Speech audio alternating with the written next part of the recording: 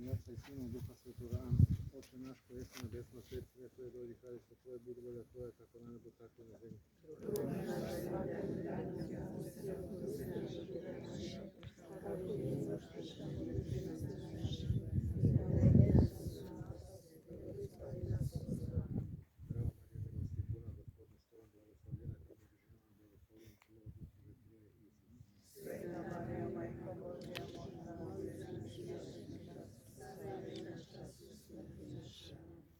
Vječnim darovima gospodine. Duše njihove, duše svih naših vjernih